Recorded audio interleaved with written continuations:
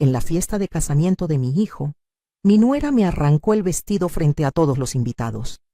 Su padre me empujó tan fuerte que caí al suelo, y cuando levanté la vista buscando ayuda, vi a mi propio hijo riéndose y aplaudiendo como si fuera parte de un espectáculo planeado.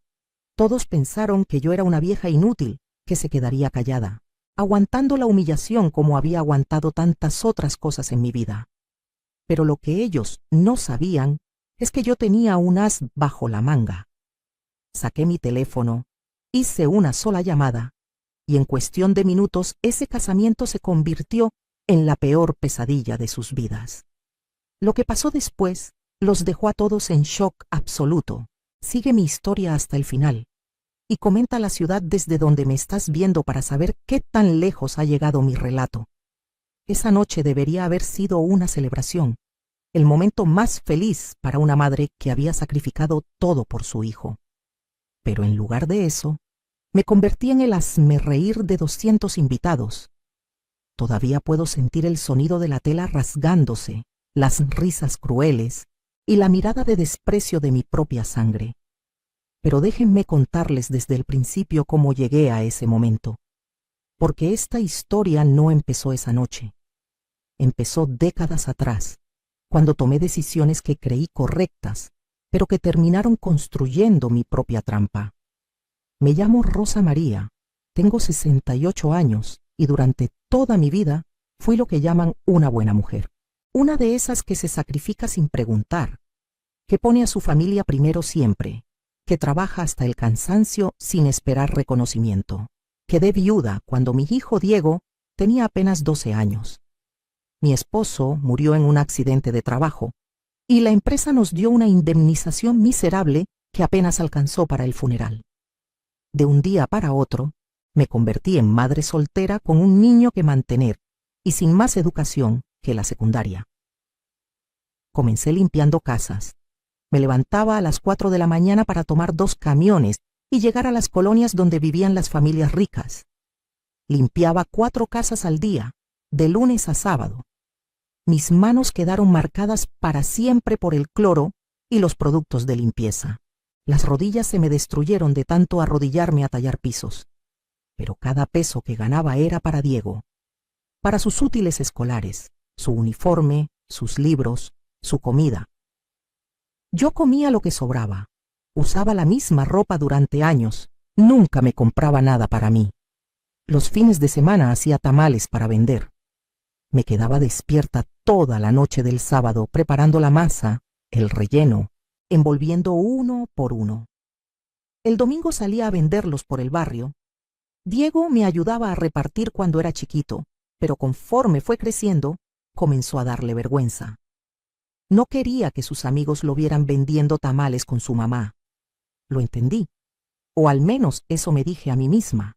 Quería que él tuviera una vida mejor, que no sintiera la pobreza como yo la había sentido.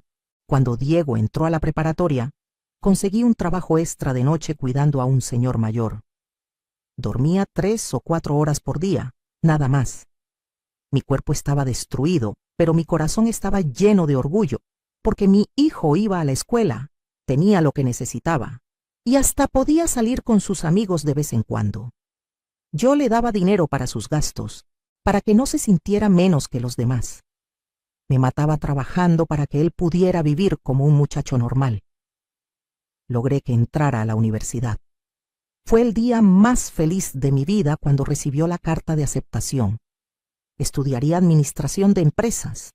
Mi hijo iba a ser licenciado, iba a tener un título, iba a ser alguien importante. Todo mi sacrificio había valido la pena, o eso creía yo en ese momento, con mi corazón lleno de esperanza y mis manos destrozadas de tanto trabajo. Durante los años de universidad, seguí trabajando día y noche. Diego necesitaba dinero para los libros, para las copias, para comer en la cafetería, para salir con sus compañeros. Yo le daba todo lo que me pedía. Vivíamos en una casita humilde de 2 cuartos que había heredado de mis padres, pero era nuestra. Nunca tuve mucho, pero esa casita era mía, pagada, sin deberle nada a nadie. Estaba en un barrio sencillo pero tranquilo, con vecinos de toda la vida que me respetaban y me querían. Diego se avergonzaba de la casa. Nunca traía a sus amigos de la universidad. Cuando lo recogían para ir a fiestas, él les pedía que lo esperaran en la esquina. Una vez lo escuché diciéndole a alguien por teléfono que vivía en otra colonia, una más bonita. Me dolió, pero me dije que era normal. Los jóvenes quieren impresionar, quieren encajar. Ya cuando se graduara y consiguiera trabajo, todo sería diferente. O al menos eso me repetía a mí misma cada vez que sentía esa punzada en el pecho. Se graduó con honores. Yo fui a la ceremonia con el mismo vestido que había usado para graduaciones anteriores, remendado y planchado con cuidado. Me senté hasta atrás, entre todas las mamás que iban elegantes con sus vestidos nuevos y sus zapatos caros. Cuando Diego subió al estrado a recoger su título, lloré de felicidad. Todo había valido la pena. Mi hijo era licenciado. Aplaudí tan fuerte que me dolieron las manos, pero él ni siquiera volteó a verme. Después de la ceremonia, tomó fotos con sus compañeros y sus profesores. Yo esperé a un lado, pero cuando me acerqué para tomarme una foto con él, me dijo que mejor después, que estaba ocupado. Esa foto nunca llegó. Consiguió un buen trabajo en una empresa internacional. Por fin mi hijo tendría el futuro que yo había soñado para él. Comenzó a ganar bien, pero en lugar de ayudarme o al menos aliviar mi carga, empezó a alejarse más y más. Ya casi no llegaba a dormir a la casa. Decía que el trabajo lo tenía muy ocupado, que tenía juntas, compromisos, eventos. Yo lo entendía, o quería entender. Mi hijo estaba construyendo su carrera, haciéndose camino en el mundo profesional. Fue en uno de esos eventos de la empresa donde conoció a Valeria. La primera vez que me la presentó, supe que esa muchacha me despreciaba. Lo vi en sus ojos, en la forma en que miró nuestra casa como si fuera un basurero, en cómo arrugó la nariz cuando le ofrecí café. Venía de una familia con dinero, eso era evidente. Su ropa, sus joyas, hasta la manera de hablar, delataban que había crecido en un mundo completamente diferente al nuestro. Diego estaba deslumbrado con ella, la miraba como si fuera una diosa. Valeria comenzó a cambiar a mi hijo. De repente Diego empezó a criticar todo de nuestra vida. Que la casa era muy vieja, que el barrio era peligroso, que yo cocinaba cosas muy corrientes. Empezó a llegar con comida de restaurantes caros, diciendo que ya no quería comer mis guisados. Compraba ropa de marca y la dejaba tirada por todos lados para que yo se la lavara y planchara. Me trataba como su sirvienta, ya no como su madre. Le pedí que me ayudara con algunos gastos de la casa. Yo seguía trabajando, pero mi cuerpo ya no aguantaba como antes. Las rodillas me dolían horrores, la espalda me mataba, las manos casi no podía cerrarlas por la artritis. Necesitaba comprar medicinas, pagar la luz, el agua, la comida. Él ganaba bien, podía ayudarme. Pero Diego me dijo que todo su dinero lo estaba ahorrando para su futuro, que yo debería entender que él tenía sus propios planes. Me quedé callada, como siempre, tragándome el dolor y la humillación. Valeria empezó a venir más seguido a la casa, pero solo para criticar, que si las cortinas estaban feas, que si los muebles eran horribles, que cómo podía vivir Diego en un lugar así. Lo decía frente a mí, como si yo fuera invisible, o como si no importara que me estuviera insultando en mi propia casa. Y mi hijo no decía nada. Se quedaba callado o peor, se reía con ella. Mi propio hijo, por el que había sacrificado mi salud, mi juventud, mi vida entera, se reía mientras esa muchacha me humillaba. Un día llegaron con una noticia. Se iban a casar. Diego ni siquiera me lo dijo a solas, con cariño, como debería decírselo un hijo a su madre. Lo soltó así nomás, mientras Valeria lo abrazaba y presumía un anillo enorme que probablemente costaba más de lo que yo ganaba en un año. Me preguntó burlona si yo podría ayudar con algo para la boda. Ayudar, después de haberle pagado toda la vida a mi hijo, ahora me pedían que ayudara con una boda que probablemente costaría más que todo lo que yo tenía. Les dije que haría lo que pudiera. Valeria soltó una risita y dijo que no se preocuparan, que su familia se encargaría de todo, porque ellos sí tenían buen gusto y sabían cómo hacer las cosas bien. La puñalada fue directa al corazón, pero me la tragué como me había tragado tantas otras. Diego no me defendió, ni siquiera me miró. Estaba demasiado ocupado mirando a Valeria con ojos de cordero enamorado. Los meses siguientes fueron un infierno. Valeria y su madre, la señora Patricia, me trataban como basura cada vez que había alguna reunión para planear la boda. Me invitaban solo por compromiso, para que no quedara mal que la madre del novio no estuviera incluida. Pero cuando yo daba alguna opinión, se reían. Decían cosas como que yo no entendía de elegancia, que venía de un mundo muy diferente, que mejor me quedara callada y las dejara a ellas, que sí sabían. Y Diego, mi hijo, el niño que había cargado en mi espalda, que había alimentado con el sudor de mi frente, se quedaba callado o peor, les daba la razón. Me preguntaron qué me iba a poner para la boda. Les dije que tenía un vestido que podía arreglar, uno que había comprado años atrás para un bautizo. Valeria casi se ahoga de la risa. Dijo que de ninguna manera iba a permitir que la madre del novio fuera vestida como una cualquiera a su boda. Que qué iban a decir sus invitados, su familia, sus amigos importantes.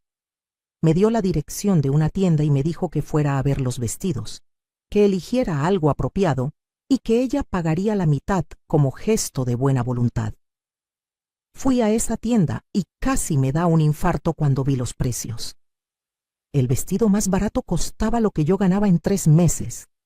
Le dije a la dependienta que había un error, que yo no podía pagar eso. Llamaron a Valeria y ella llegó hecha una furia. Me dijo enfrente de todas las empleadas que ella le había dicho a Diego que era un error casarse sabiendo que tenía una suegra de clase baja, pero que qué se le iba a hacer, tendría que cargar con esa cruz. Eligió el vestido más caro de la tienda, uno azul marino con pedrería, y me dijo que esa era mi mitad del trato. Yo tendría que pagar la otra mitad o no ir a la boda. Vendí las pocas joyas que tenía, un anillo de mi mamá, unos aretes que había heredado de mi abuela, una cadenita de oro que mi esposo me había regalado cuando nació Diego. Eran lo único de valor que me quedaba, los únicos recuerdos físicos de las personas que había amado. Los vendí todos para pagar ese maldito vestido.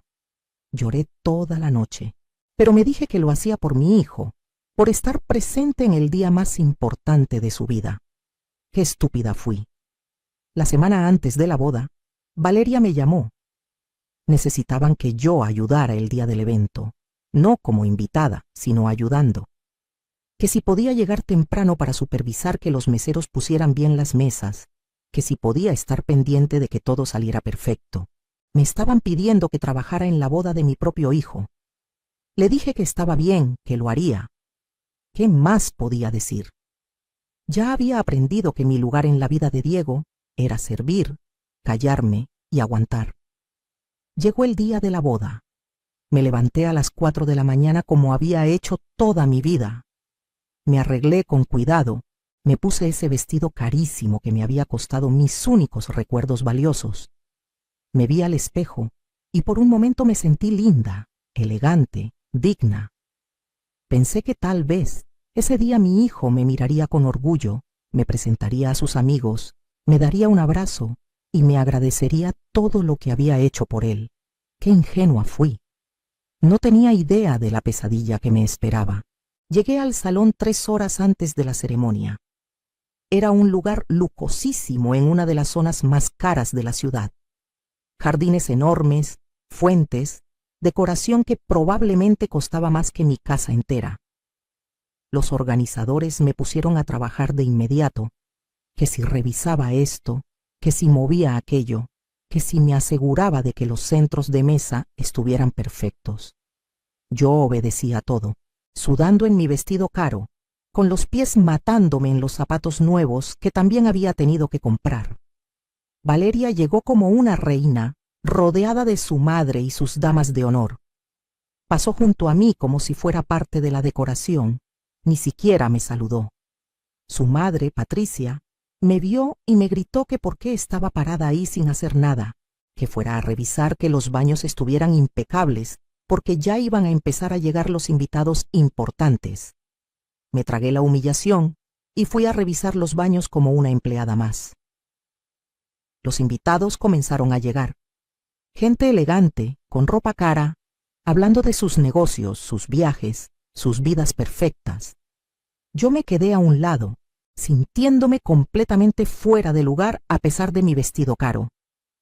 Algunos me confundían con el personal de servicio y me pedían cosas. Yo les explicaba que era la madre del novio y me miraban con sorpresa, como si no pudieran creer que alguien como yo hubiera producido a alguien como Diego. Vi a mi hijo por primera vez ese día, cuando estaba a punto de empezar la ceremonia. Estaba guapísimo con su traje, rodeado de sus amigos, riendo y tomando fotos.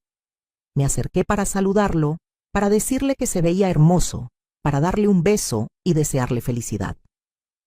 Cuando me vio venir, su expresión cambió. Era una mezcla de vergüenza y molestia. Me dio un abrazo rápido, frío, y me dijo que mejor me fueras vete a sentar, que ya iba a empezar todo.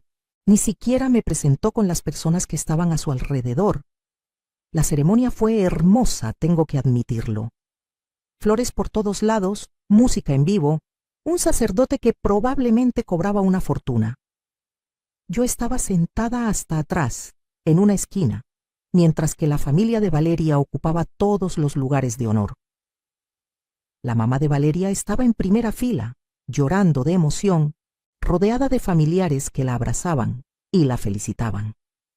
Yo estaba sola, acompañada únicamente por un par de vecinas que había invitado y que eran las únicas personas en ese lugar que realmente me querían.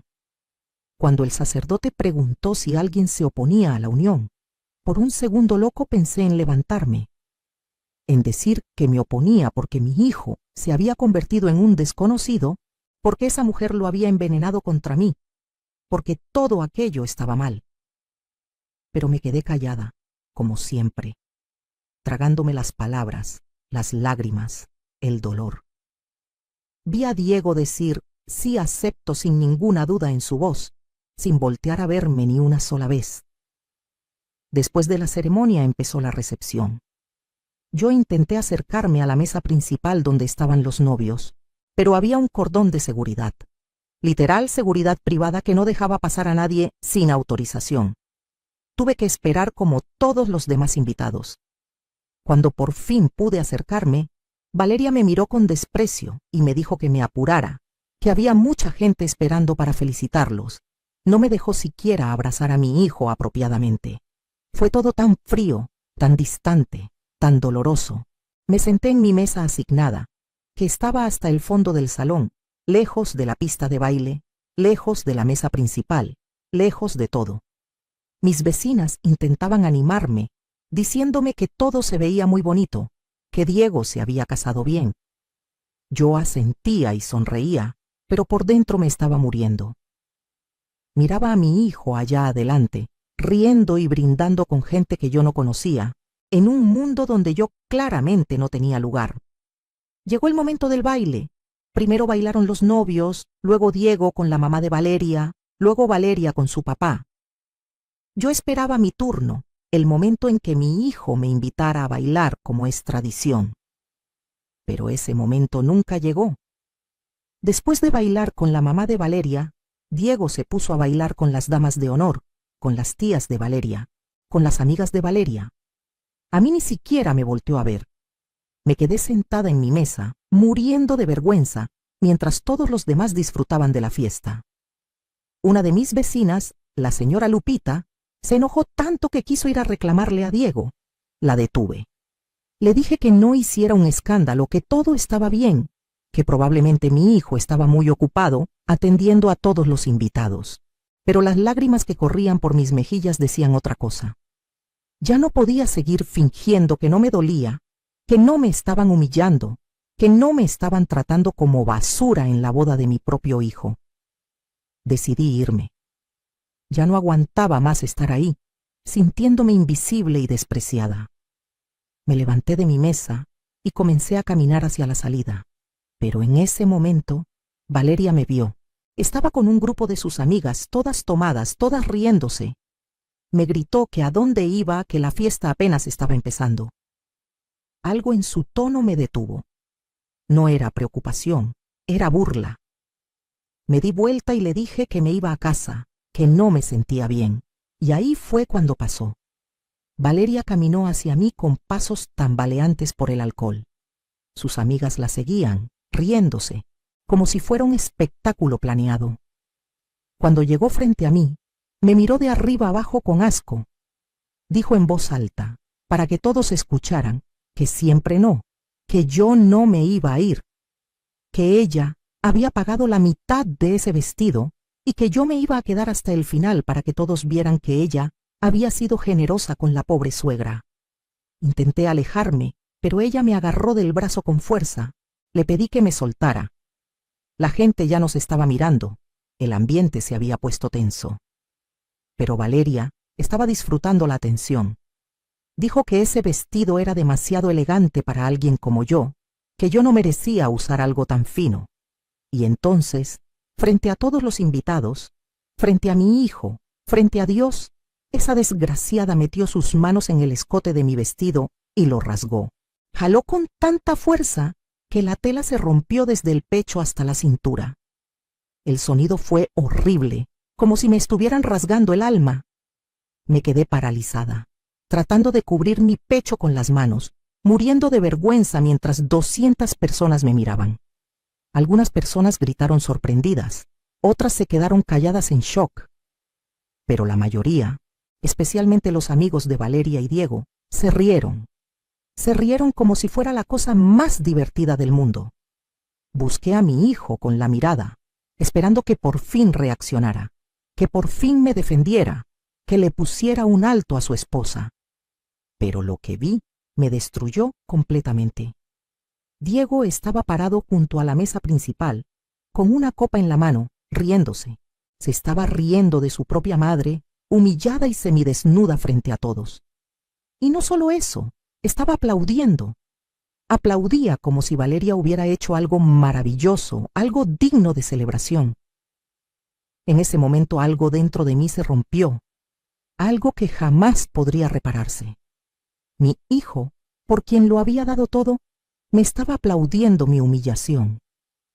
El papá de Valeria, un hombre grande y borracho, se acercó a mí gritando que me largara, que cómo me atrevía a arruinar la boda de su hija con mi drama. Me empujó tan fuerte que caí al suelo. Mis rodillas, ya destruidas por años de trabajo, golpearon contra el piso de mármol. El dolor fue insoportable, pero peor fue la humillación. Estaba tirada en el suelo con el vestido roto, llorando, y la gente alrededor riéndose o mirándome con lástima. Nadie me ayudó a levantarme. Nadie. Tuve que levantarme sola, sujetando mi vestido roto con una mano, mientras con la otra buscaba mi bolsa que se había caído. Mis vecinas corrieron hacia mí. La señora Lupita me quitó su chaleco para que me cubriera. Me abrazó y me dijo que nos fuéramos de ahí inmediatamente, pero yo no podía moverme. Me quedé ahí parada, viendo a mi hijo, que seguía riéndose con Valeria como si yo no existiera, como si no acabara de presenciar cómo me humillaban de la peor manera posible. Valeria gritó algo sobre que por fin me iba y que ojalá no volviera nunca. Sus amigas aplaudieron. El DJ, sin saber qué hacer, puso música otra vez y la gente comenzó a bailar como si nada hubiera pasado, como si una madre no acabara de ser destruida por su propio hijo, como si lo que acababa de pasar fuera normal, aceptable, incluso divertido. Mis manos temblaban, mi corazón latía tan rápido que pensé que me iba a dar un infarto ahí mismo. Pero entonces, en medio de todo ese caos, en medio de mi dolor y mi humillación, recordé algo que ellos no sabían, algo que nadie sabía, y en ese momento tomé la decisión que cambiaría todo. Saqué mi teléfono celular de mi bolsa. Mis dedos apenas podían marcar por cómo me temblaban las manos, pero logré encontrar el número que necesitaba. hice la llamada. Y con esa simple llamada, toda esa fiesta perfecta, todo ese mundo de mentiras, estaba a punto de derrumbarse. Lo que nadie sabía, lo que ni Diego, ni Valeria, ni ninguno de esos invitados presumidos imaginaban, era que yo no era solo una viejita pobre que había limpiado casas toda su vida. Había algo más, algo que había guardado en secreto durante años, esperando el momento correcto. Y ese momento había llegado. Mientras todos seguían celebrando y riéndose, yo hice esa llamada y activé una bomba que destruiría todo lo que ellos habían construido sobre mi sufrimiento. Verán, hace 3 años, cuando yo estaba cuidando a ese señor mayor por las noches, desarrollamos una relación muy cercana. Don Rodrigo era su nombre. Era un empresario retirado, sin familia, sin hijos, completamente solo. Yo lo cuidaba con cariño, no solo por el dinero, sino porque genuinamente me daba pena ver a un hombre tan exitoso terminar sus días en soledad. Platicábamos durante horas. Yo le contaba de mi vida, de mi hijo, de mis sacrificios. Él me escuchaba con atención y me decía que yo era una mujer admirable. Don Rodrigo murió hace 2 años. Fue tranquilo, en paz, y yo estuve con él sosteniéndole la mano hasta el final. Una semana después del funeral, recibí la visita de un abogado. Me dijo que don Rodrigo me había dejado algo en su testamento. Yo pensé que serían algunos miles de pesos, tal vez suficiente para comprarme algo bonito, pero no. Don Rodrigo me había dejado 3 propiedades comerciales en el centro de la ciudad, edificios completos que rentaba a negocios. La renta mensual de esas propiedades era más de lo que yo había ganado en toda mi vida. No le dije nada a nadie, ni siquiera a Diego. Para ese entonces él ya estaba con Valeria y yo ya había empezado a ver cómo me trataba diferente. Decidí guardar el secreto. Seguí viviendo en mi casita humilde, seguí vistiendo mi ropa vieja, seguí actuando como la pobre madre que limpiaba casas. Pero, en secreto, había contratado a un administrador para las propiedades. El dinero se acumulaba en una cuenta de banco que Diego nunca supo que existía. Yo quería ver hasta dónde llegaría la ingratitud de mi hijo antes de revelar la verdad. Y esa noche, tirada en el piso de ese salón lujoso, humillada frente a 200 personas, supe que había llegado el momento. La llamada que hice fue a mi abogado, el licenciado Martínez. Le dije exactamente 3 palabras. Activa el plan. Él sabía qué hacer. Durante meses habíamos preparado todo para este momento. Yo sabía que algo así podía pasar. Conocía a Valeria, conocía en lo que se había convertido mi hijo, y había preparado mi venganza con paciencia y precisión. Me levanté del piso con la ayuda de mis vecinas, me cubrí con el chaleco y caminé hacia la salida del salón con la cabeza en alto. Ya no estaba llorando. Una calma extraña se había apoderado de mí. Sabía lo que venía y necesitaba estar ahí para verlo. Le dije a la señora Lupita que no me iba a ir, que me esperara un momento. Ella me miró confundida, pero asintió. Me fui al baño, me arreglé lo mejor que pude, me sequé las lágrimas y regresé al salón. Nadie notó que regresé. Todos estaban demasiado ocupados disfrutando de la fiesta. Me quedé parada cerca de la entrada, en las sombras, esperando. No tuve que esperar mucho. 15 minutos después de mi llamada, las puertas del salón se abrieron de golpe. Entraron 4 personas, 2 policías, mi abogado, el licenciado Martínez, y un hombre que yo no conocía, pero que después supe que era oficial de juzgado. La música se detuvo. Todos voltearon a ver qué estaba pasando. Los policías se dirigieron directamente a la mesa principal, donde estaban Diego y Valeria. El licenciado Martínez llevaba una carpeta grande llena de documentos. Diego se puso de pie, confundido y todavía un poco borracho, preguntando qué demonios estaba pasando. Valeria gritaba que quién había llamado a la policía, que esto era un evento privado. El papá de Valeria, todavía borracho, intentó echarse encima de los policías, pero fue rápidamente controlado. El licenciado Martínez habló con voz clara y fuerte para que todos escucharan. Dijo que venía en representación de la señora Rosa María y señaló hacia donde yo estaba parada. Todos voltearon a verme. Vi la cara de Diego pasar de la confusión al shock cuando me vio ahí, cuando se dio cuenta de que esto era obra mía. El licenciado continuó. Dijo que traía documentos legales que necesitaban ser entregados esa noche, porque al día siguiente tomarían efecto varias acciones legales. Primero, le entregó documentos a Diego. Le estaba notificando que estaba siendo demandado por despojo y abuso económico. Verán, durante todos estos años, Diego había vivido en mi casa sin pagar renta, sin aportar para los gastos, sin contribuir en nada. Legalmente, yo podía demandarlo por todo ese tiempo. Además, le estaba cobrando cada peso que le había prestado para su educación, su ropa, sus gastos. Tenía recibos, documentos, transferencias bancarias, todo. Era una cantidad enorme que él jamás podría pagar. La cara de Diego era un poema. No podía creer lo que estaba escuchando. Intentó hablar, pero el licenciado no había terminado. También le estaba notificando que tenía 24 horas para desalojar mi propiedad.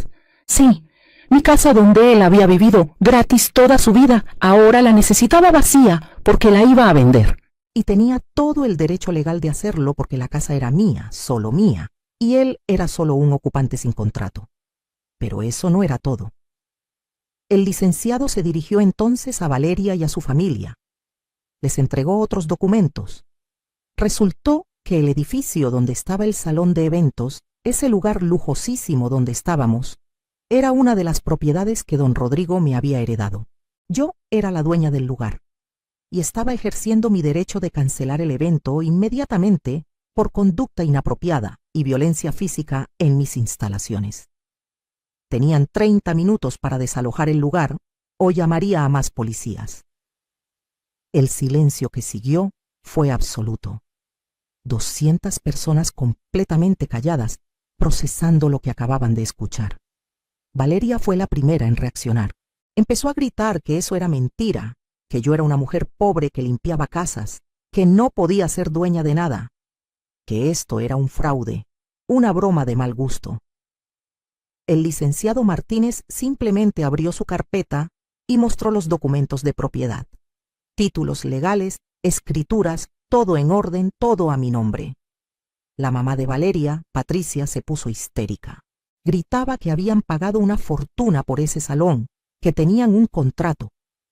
El licenciado le explicó con calma que sí, tenían un contrato, pero ese contrato incluía cláusulas de comportamiento.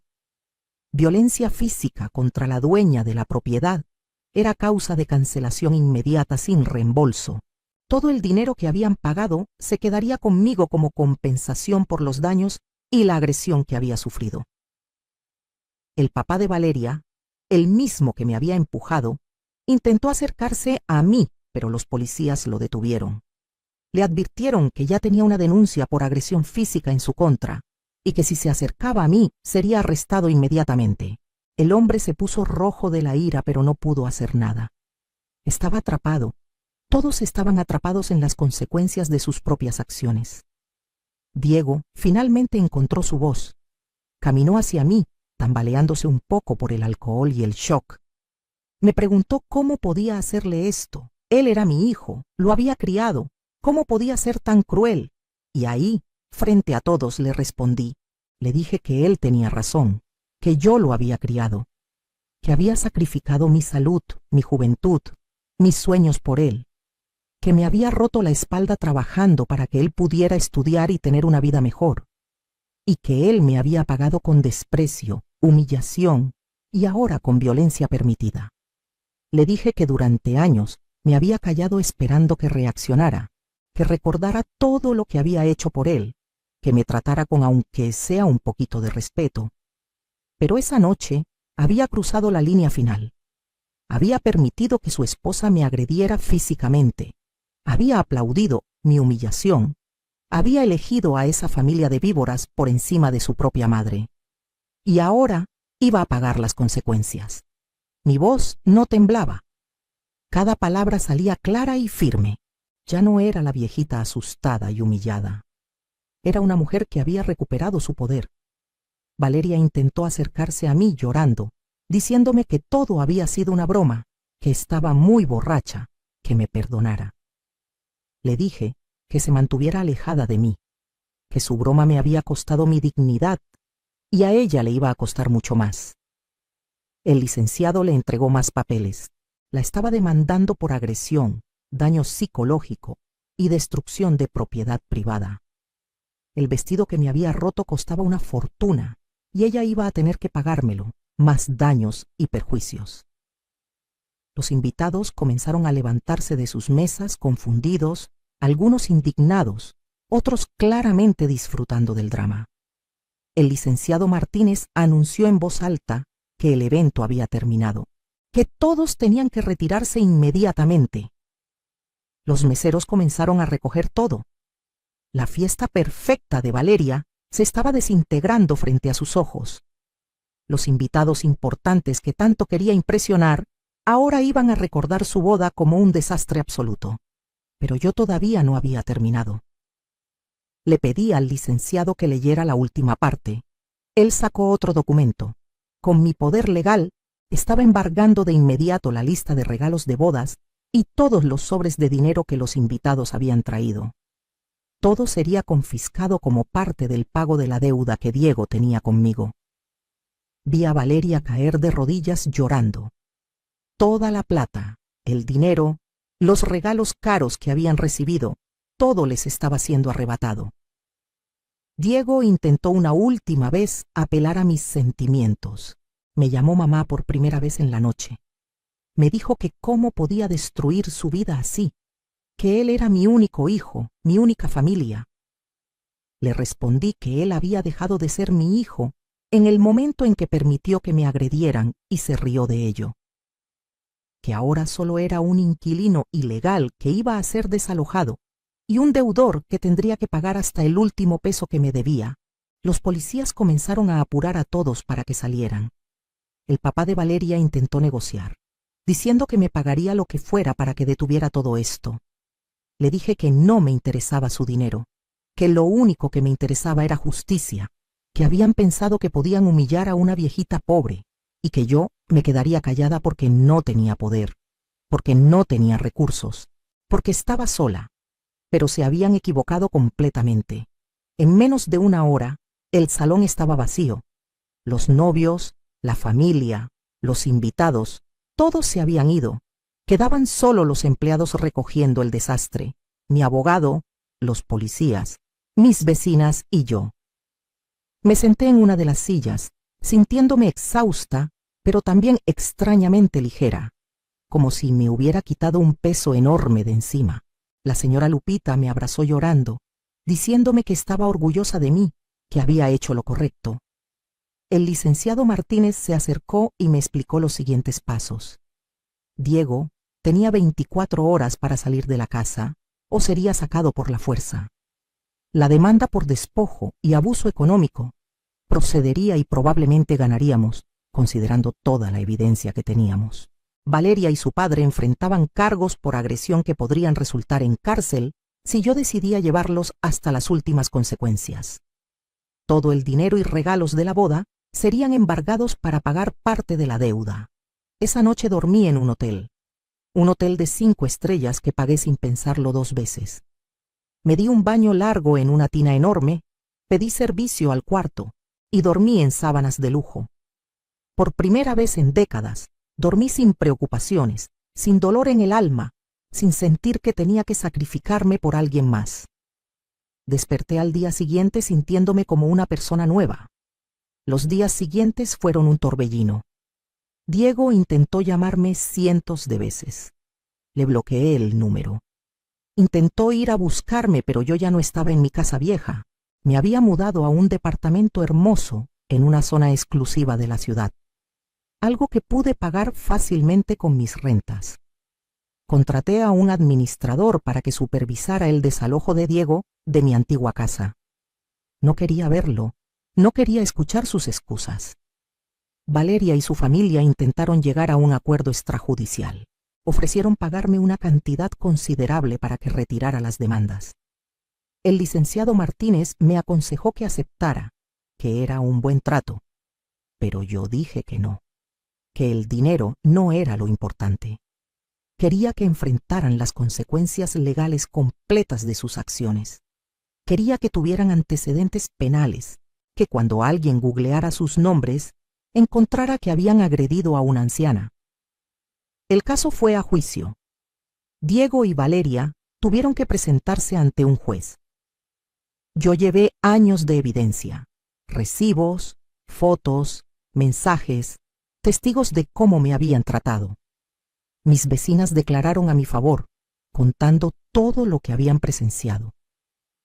Hasta algunos de los invitados de la boda, horrorizados por lo que habían visto, se ofrecieron como testigos.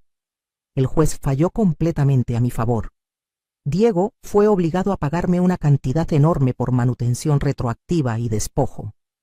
Valeria y su padre fueron condenados a pagar daños y a cumplir servicios comunitarios por agresión.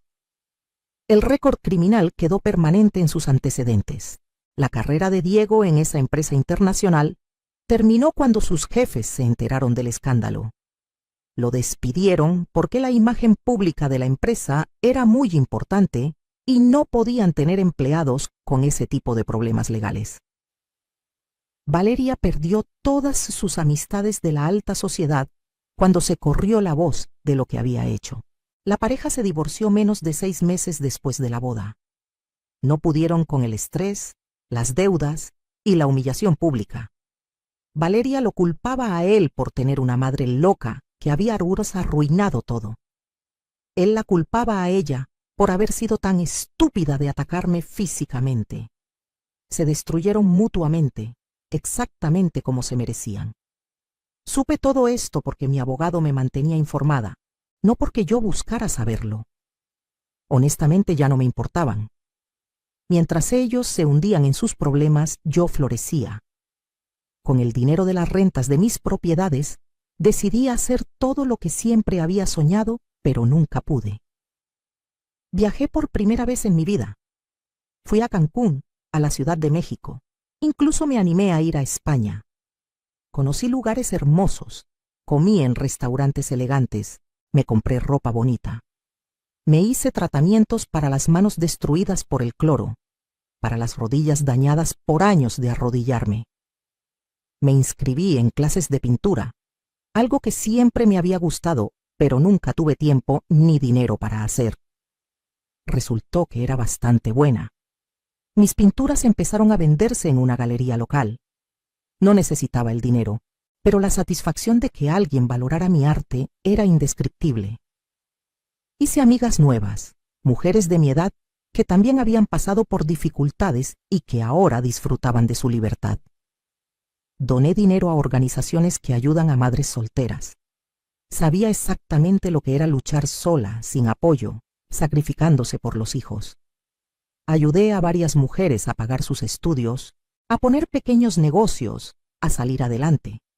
Ver sus caras de agradecimiento, saber que estaba haciendo una diferencia real en sus vidas, me llenaba de una alegría que nunca había sentido. Un año después de la boda desastrosa, recibí una carta. Era de Diego. Una carta larga, escrita a mano, donde me pedía perdón. Decía que había tenido tiempo de pensar, de reflexionar sobre todo lo que había hecho, que se daba cuenta de lo terrible que había sido, de cómo me había tratado, de todo lo que había permitido. Decía que no esperaba que lo perdonara, pero que necesitaba que supiera que estaba arrepentido, que había estado cegado por Valeria, por el dinero, por querer pertenecer a un mundo que no era el suyo. Leí la carta varias veces. Busqué en mi corazón algún resto del amor incondicional que le había tenido. Y sí, encontré algo. Era mi hijo después de todo, la sangre de mi sangre. Pero también encontré algo más fuerte, amor propio, respeto por mí misma, la comprensión de que perdonar no significa olvidar ni permitir que te sigan lastimando. Decidí que no le respondería, al menos no todavía. Tal vez algún día, cuando estuviera segura de que su arrepentimiento era genuino y no solo porque había perdido todo. Supe que Diego estaba trabajando en trabajos humildes, tratando de pagar sus deudas, que vivía en un cuarto pequeño, solo, sin los lujos a los que se había acostumbrado. Parte de mí sentía pena por él, pero la parte más fuerte, la parte que había aprendido a valorarse, sabía que esto era necesario. Necesitaba tocar fondo para entender realmente el valor de lo que había tenido y destruido. Necesitaba vivir la lucha que yo había vivido para apreciar el sacrificio que había hecho. Mis vecinas, especialmente la señora Lupita, me visitaban seguido en mi nuevo departamento. Se quedaban maravilladas con mi nueva vida. Me decían que parecía otra persona, más joven, más feliz, más viva, y tenían razón. Por primera vez en mi vida, estaba viviendo para mí, no para un marido, no para un hijo, no para nadie más, para mí. Rosa María, una mujer que había sobrevivido décadas de sacrificio y que ahora estaba reclamando su derecho a ser feliz. Empecé a salir con un señor que conocí en las clases de pintura. Se llamaba Alberto, era viudo como yo, y tenía una historia similar de sacrificio y eventual liberación. No era nada serio, solo compañía agradable, alguien con quien ir al cine, cenar, platicar. Me trataba con respeto, con admiración, con cariño. Me hacía sentir valorada. Era algo completamente nuevo para mí y me encantaba. A veces, cuando estaba sentada en la terraza de mi departamento, tomando café y viendo la ciudad, pensaba en todo lo que había pasado, en cómo una sola noche había cambiado completamente mi vida, en cómo la peor humillación de mi vida se había convertido en el catalizador de mi liberación. Si Valeria no me hubiera rasgado el vestido, si Diego no hubiera aplaudido, tal vez yo seguiría atrapada en ese ciclo de sacrificio y abuso. En cierto modo retorcido, casi les agradecía, pero no del todo, porque lo que me hicieron fue imperdonable. La diferencia era que ya no les daba poder sobre mi vida, sobre mis emociones, sobre mi felicidad. Ellos habían seguido su camino lleno de consecuencias, y yo había seguido el mío lleno de libertad, y estaba en paz con eso. No necesitaba venganza adicional, no necesitaba verlos sufrir más. Su propio karma se estaba encargando de ellos. 2 años después de la boda, volví a recibir noticias de Diego, esta vez a través del licenciado Martínez. Diego había pagado completamente su deuda. Había trabajado día y noche durante 2 años, viviendo con lo mínimo, ahorrando cada peso para pagarme lo que me debía. El licenciado me dio un cheque y otra carta. En esta carta, Diego no solo pedía perdón, explicaba todo lo que había aprendido, cómo trabajar en empleos humildes le había hecho entender finalmente lo que yo había vivido por él. Decía que ahora entendía el dolor de las manos agrietadas, de la espalda que duele al final del día, de la humillación de que te traten como inferior solo por el tipo de trabajo que haces, que había llorado pensando en cómo yo había vivido eso durante décadas, mientras él disfrutaba de todo sin valorarlo, que no esperaba que lo perdonara, pero que quería que supiera que se había convertido en mejor persona, que había vuelto a los valores que yo le había enseñado cuando era niño, antes de que la ambición y la soberbia lo corrompieran. Esta vez sí le respondí, le escribí una carta corta.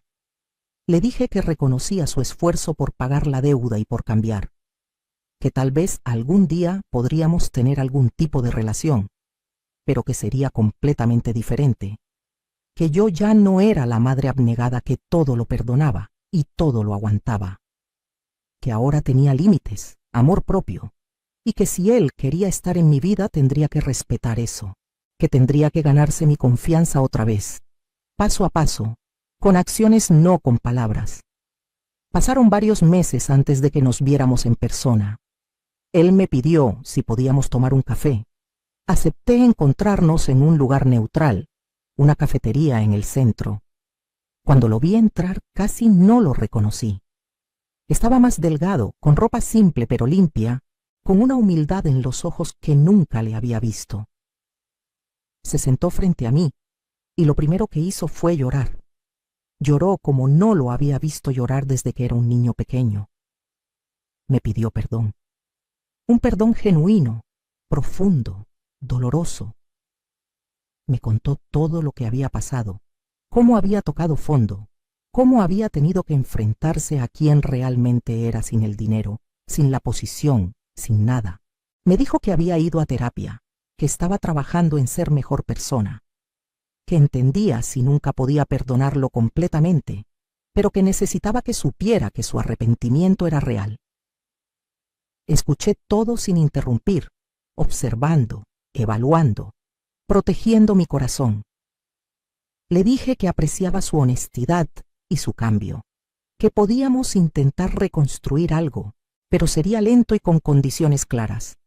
Nada de abusos, nada de faltas de respeto, nada de darme por sentada. Si en algún momento sentía que estaba cayendo en viejos patrones, me alejaría sin dudarlo. Él aceptó todas mis condiciones. Nos despedimos con un abrazo incómodo pero genuino. Era un comienzo, nada más. El tiempo diría si era posible realmente sanar esa relación.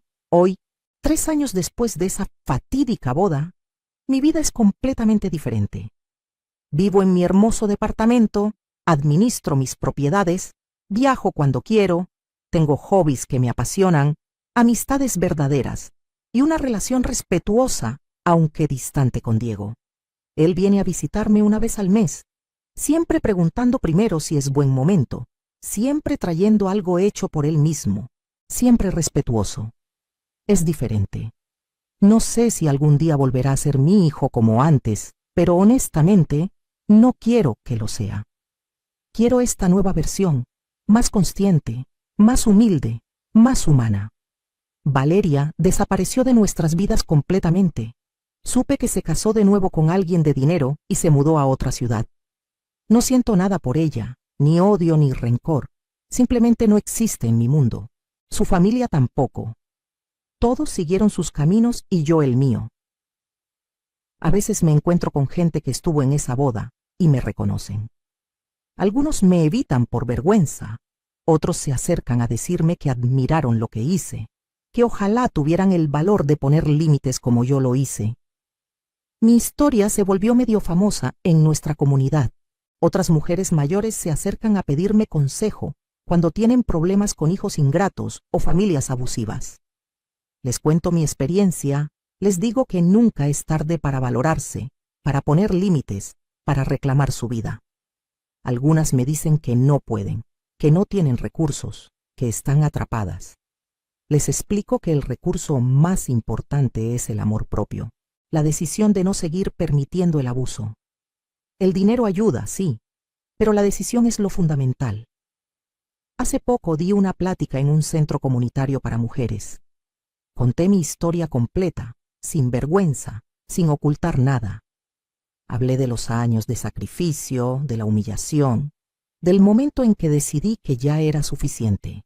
Hablé de cómo la peor noche de mi vida se convirtió en el inicio de la mejor etapa de mi vida. Cuando terminé, muchas mujeres lloraban. Algunas me abrazaron diciéndome que les había dado esperanza, que les había mostrado que sí es posible cambiar las cosas incluso cuando parece imposible. Una mujer en particular se me acercó después.